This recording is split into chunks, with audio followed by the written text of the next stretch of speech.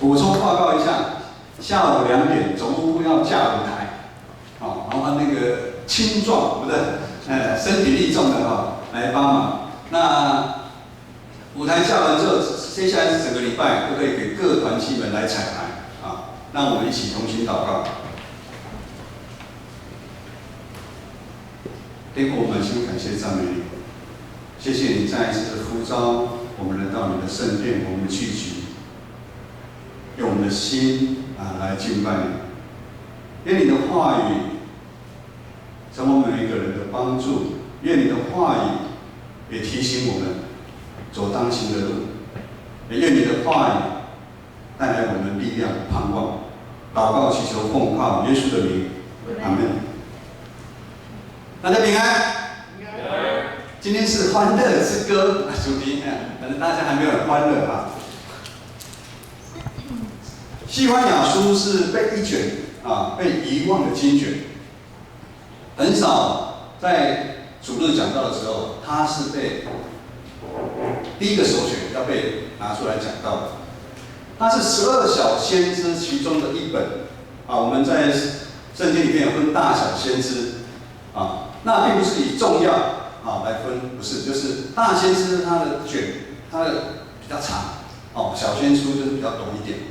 上帝的话每一本都是重要的。西番雅书虽然只有短短的3章，读一下就完了，但是其中有2个很重要的信息，就是审判跟盼望。牧师大概讲一下今天的这个经文的背景。它这个背景的时候是北国，我上次有讲，以色列在这个时候分成南北2国，北国叫以色列，已经被亚述这个国家灭亡；南国叫犹大。这个时候，大部分的君王一样，行耶和华眼中看为恶的事情，他们继续拜偶像，效法外邦的风俗习惯，他们没有看顾弱小，他们欺负孤儿寡妇。他们并且很自然、很骄傲地说：“上帝不关心他们。”但我们知道，耶和华上帝他却再三的怜悯他的百姓，他透过一个一个的先知对他们讲话。在这个当中，我们看到上帝真的是一个慈爱拯救的上帝，但上帝也是一个公义审判的上帝。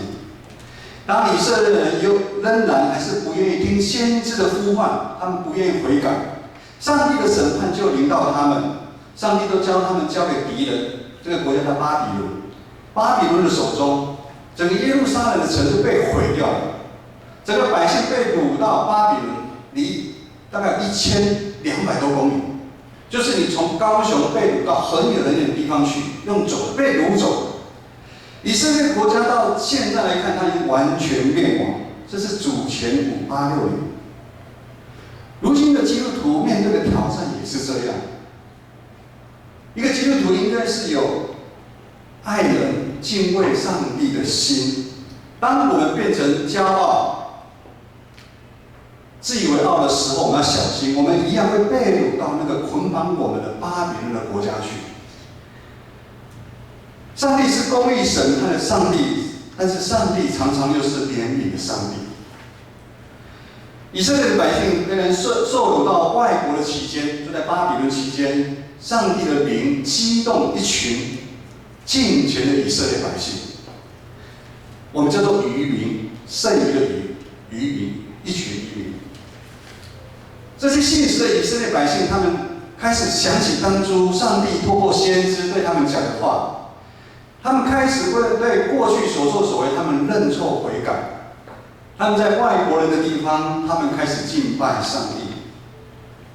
而这当中，先知的预言记载，有一天上帝会再带领他们回到自己的故乡耶路撒冷。这回家的应许，成为他们在国外愿意忍耐、等候的力量，也成为他们信靠的一个盼望。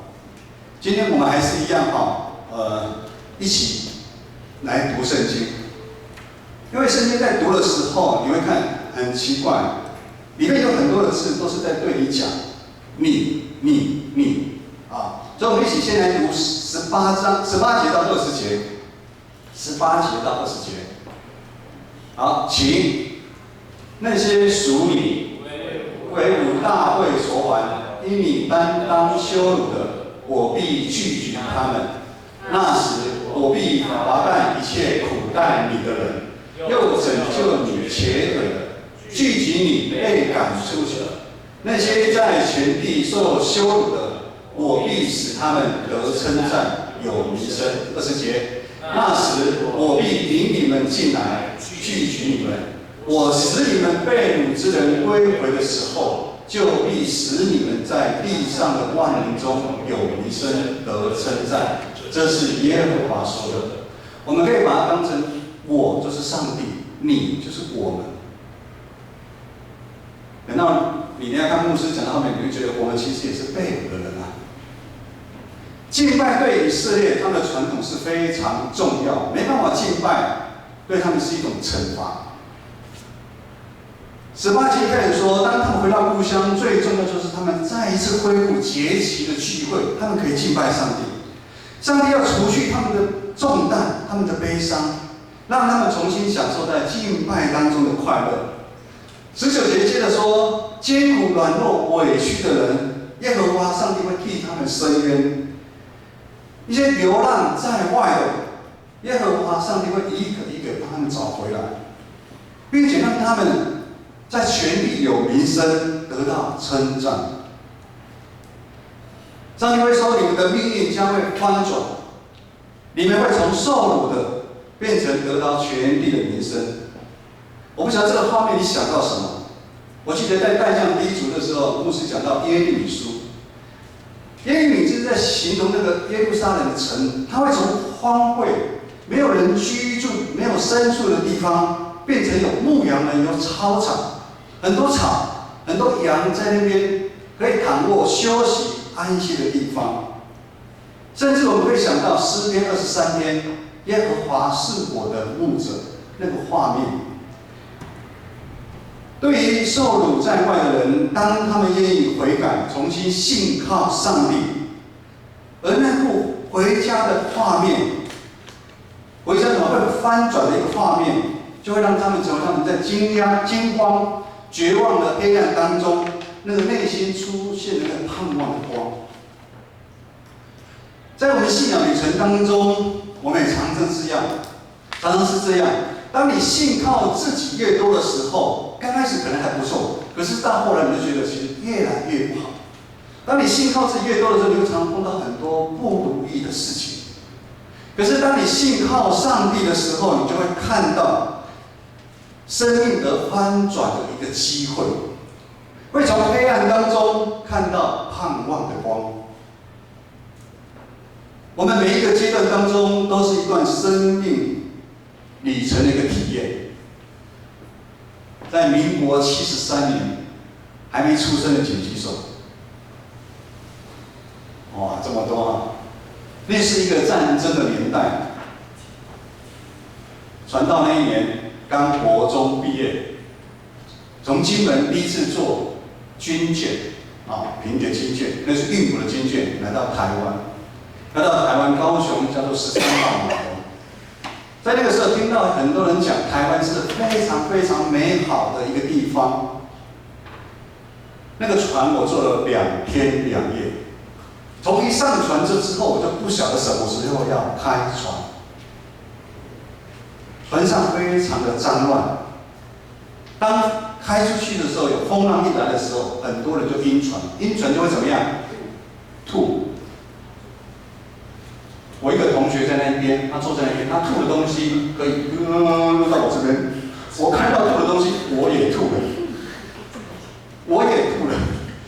你可以看看那个跟难民那个差不多，2天你也吃不下，睡不好，你也不知道船什么时候会到目的地。但是让我坚持下去是那个美好的画面，台湾有一个那个很美好的画面，坚持我一直在船上一直忍耐下去，等到高雄码头的时候，我的重担放下，我开心了。今天的圣经节14节到17节，就是先知预言，他描写，当以色列百姓受辱归回的时候，回到故乡的时候，他们要欢喜唱歌，回应上帝对他们的救赎的画面。其实我们基督徒应该都是每天都很喜乐、很欢乐。为什么？因为我们是被救赎的一群啊。今天早上还没开始的时候，会长老在跟我谈赤峰街。赤峰街他们整修了好几个月啊，我们隔壁的赤峰街教会，他们借那个日新国小的一个视听中心做礼拜。他们说他们终于完成工程了。他说他就好像耶利他们建造城墙一样。他们现在每个弟兄姐妹很期盼回到赤峰街做礼拜，那种有点受辱归回，他们今天每个人都很开心、很期待。其实我们基督徒应该也是一样，我们真的很期待，每天很喜乐，因为我们都有得救的一个生命。我们一起再来读14节到17节，14节到17节。来，请。西安的民啊，应当歌唱；以色列啊，应当欢呼；耶路撒冷的民啊，应当满心欢喜快乐。耶和华已除去你的刑罚，赶出你的仇敌。以色列的王，耶和华在你中间，你必不再惧怕灾祸。当那日里，必有话向耶路撒冷说：不要惧怕，西安啊，不要手软。耶和华你的上帝是实行拯救、大有能力的主，他在你中间必因你欢喜喜乐，默然爱你，却因你喜乐而欢呼。当以色列在国外等候之后，当他们等候的时间满了之后，回到自己的故乡，就好像我搭了船。2天2夜，终于到高雄13号码头的时候，我就可以免受在船上那个肮脏、那个痛苦、那个不方便。上帝的选民也是一样，有时候我们也是一样，我们总算可以对很多的恐惧、绝望、不自由当中得到释放，我们不再受到敌人对我们的威胁，所以我们就可以欢喜快乐。唱出得救的歌。我不晓得大家有没有住院的经验？住院是很辛苦的，真的。当你身体好了，你真的会很想开心。我不晓得刚刚田一丹带的第3首，我真的好感动。我也很释放，就很要赞美我们的神。你回想过去，你会想赞美我们的上帝。15到17节，先知对他们说：“你们要欢喜啊！”这是得救的人他的行动，你要欢喜啊！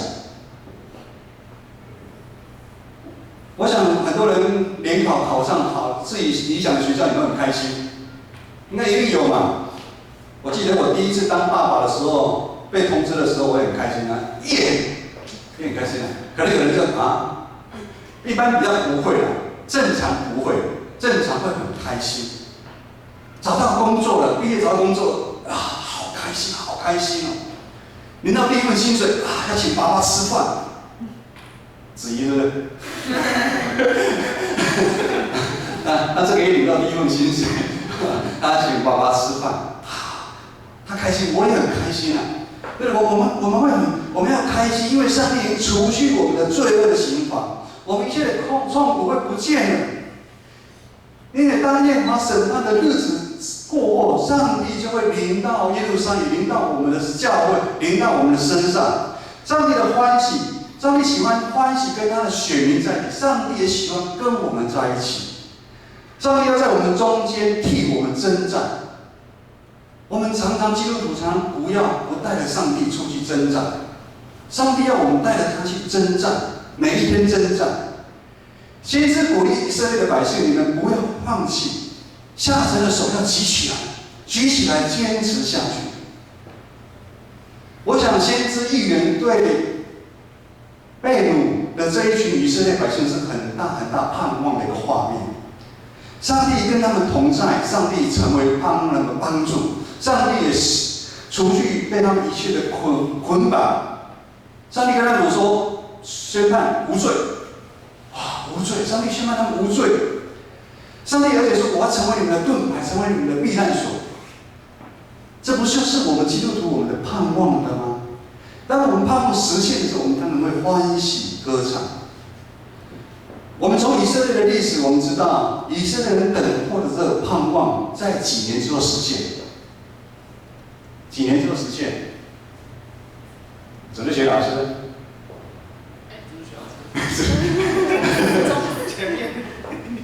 以色列人被掳之后，70年之后，没有人想到，70年之后，陆陆续续有上帝的子民归回耶路撒冷。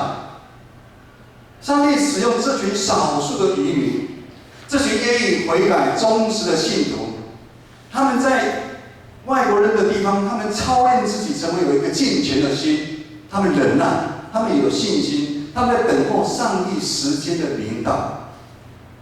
我们常常会听到一个老姐妹说：“我为了我儿子祷告40年了。”那个是多么要耐心等候啊！成就了上帝要透过以色列百姓救赎我们、救赎世间的那个计划。上帝不只爱以前的以色列人，上帝一样爱我们，一样爱世间所有的人。约翰福音3章16节，应该说大家都很熟悉的一段话。一段经文，神爱世人，甚至将他独一的儿子赐给他们，叫一切信他的人不至灭亡，反得永生。我不晓得大家怎么定义永生。永生好像大家都死了，那永生。2000多年前，耶稣的降生带给世间困苦的人一个盼望。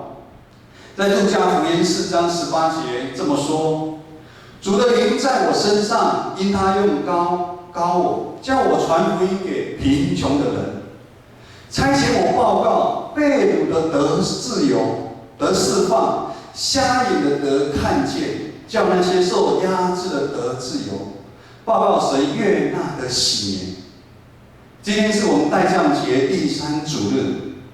在我们第一堂，我们点上3支蜡烛。今天代表的是宣告什么？主欢喜的年来到，喜乐，我们迎接主耶稣再来。代降就是等候，等候是需要一段时间的。我们以家以轩的那个生意那个煎饼果子生意非常好。你要吃到它，一定要等候，等候要一段时间，有的长，有的短，如果你是在密集的时间那要等很久，等很久。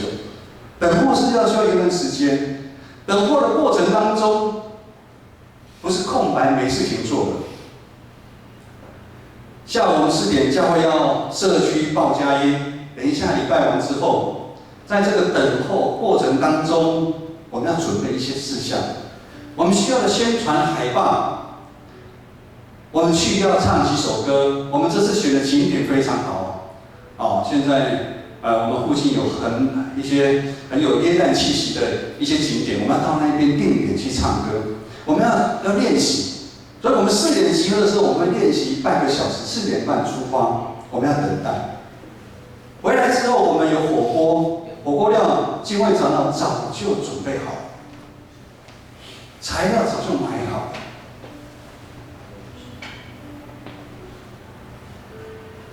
等候，我们在转换工作跑道的当中，我们也要等候。在这个等候的过程当中，我们要准备我们要准备。妈妈等先生、等孩子回来，下课工作回来的时候，要吃晚餐的时候，在这个等候的过程当中，妈妈要去买菜，要去煮菜，切菜要煮菜。而不是回来什么都没有。在等候过程当中，我们要预备我们自己。感谢上帝在千万人当中拣选我们成为他的儿女，成为基督的门徒。如今我们都是上帝保守中那群恩典的渔民，我们都是蒙恩的罪人，但是因为恩典就是白白的得来，不是因为你考试厉害。你在社会上有名位你才成为基督徒，不是，我们是白白的，恩典是白白的，因为恩典才成为基督徒。虽然我们是少数，但我们却都是基督的一部分。我们这个基督的肢体，我们要像以前的以色列百姓，他们在国外一样，怎么样？我们要操练我们自己，在这个等候的过程中，我们要操练我们自己。我们要操练我们自己，成为一个愿意悔改的忠实的信徒啊！操练自己有敬虔的心。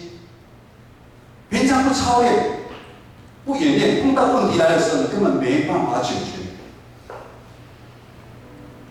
我们常常看到电影影片里面，很多船在外海航行的时候，常常碰到海盗来劫船。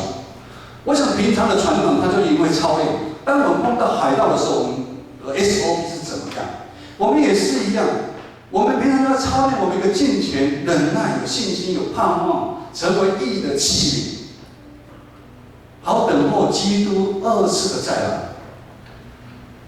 很多会友在私底下问牧师，你跟志明牧师接连几个礼拜都收到义的器皿，到底义的器皿是什么？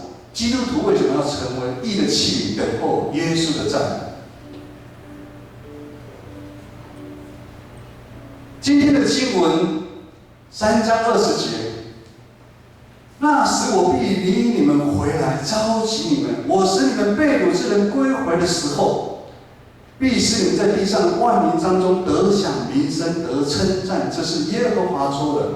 牧师刚刚说，这20节成为被掳以色列百姓他们一个很大的一个盼望。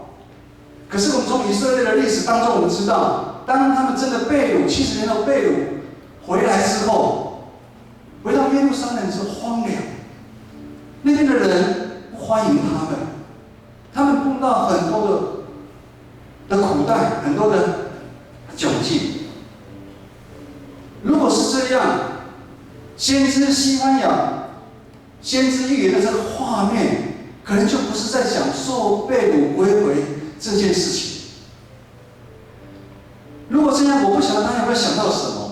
我们可以很肯定的说，牧师肯定的说，先知预言那个更美好的一个未来，那个新的耶路撒冷的圣城，应该就是使徒约翰在启示录21章看见的新的天、新的地，新天新地。那是一个不再有死亡，也不再有悲哀、哭嚎、痛苦，因为先前的事都已经过了。这新的耶路撒冷，其实就是我们一个基督徒每天在盼望的一个天国啊，也是我们内心寻找久久的什么？我们的家乡。上帝将一个永生盼望的心安置在我们每一个基督徒里面，我们都有一个永生的盼望，我们要回到天上的家。我们要知道我们在等候什么。我们就等候天国的临到，我们要回到我们天上的家。希伯来书11章13到16节里面也是讲到，说到旧约许多圣徒，亚伯、挪亚、亚伯拉罕。13节这么说，这些人都是存着信心死的，并没有得到所应许的，却从远处望见，他们会看到。且欢喜迎接，又承认自己在世上是客旅，是寄居的。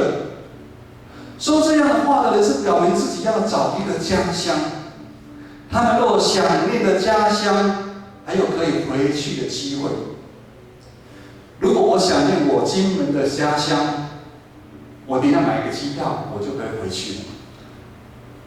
重点在16节，16节怎么说？这些圣徒们。他们更羡慕一个更美的一个家乡，就是天上的。所以神被他们成为他们的神，并不以为耻，因为他已经给他们预备了一座圣城耶路撒冷。各位弟兄姐妹，在代降节期，我们所等候的是上帝为我们必预备在天上那个又新又美的新耶路撒冷。你这样的等候、盼望，会激励你成为义的一个器皿。这一个器皿就是要成为耶稣的一个样式。耶稣成为我们的模范。这个极大美的一个盼望，会激励所有的基督徒怎么样过敬虔圣洁的生活。接近继续委身于神的事工，忍受在这个中间过程当中，你不管遇到大大小小的苦难，你可以迫切、很着急、很正确、极大的忍耐来传道、来教导。各位弟兄姐妹，在成为义的器皿这个过程当中不容易。可能在这个生活当中，我们一样会碰到很多的困难、烦恼、委屈，甚至有一个病痛击杀我们。但是我们不要放弃。上帝的话临到以色列百姓说：“你们不要放弃，要坚持下去。”我们也是一样。而我们现在更知道，有圣灵的力量常住在我们心里面。圣灵会帮助我们，会带领我们去增长。各位弟兄姐妹，只有我们慢慢成为义的器皿的时候，成为耶稣的样式的时候，我们才可以真正从罪恶当中得到解放。我们才可以成为一个自由的一个人，我们可以自由的服侍，我们可以自由的奉献。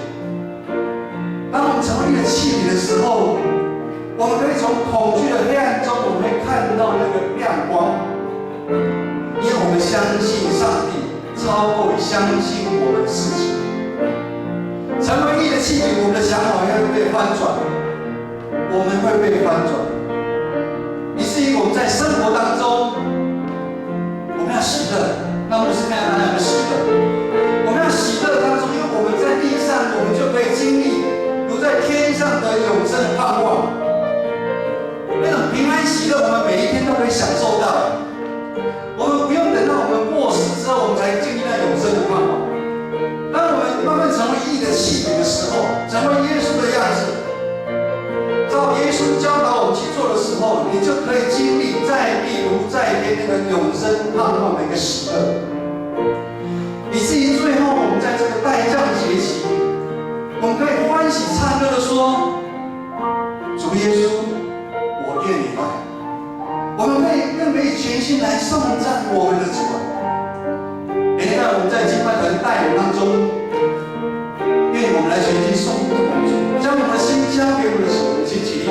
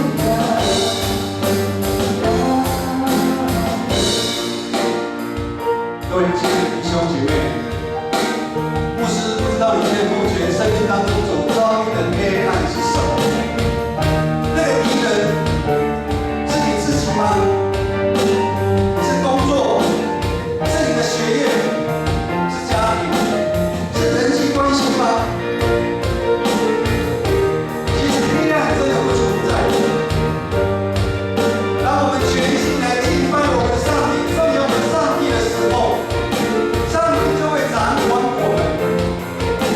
当我们在颂赞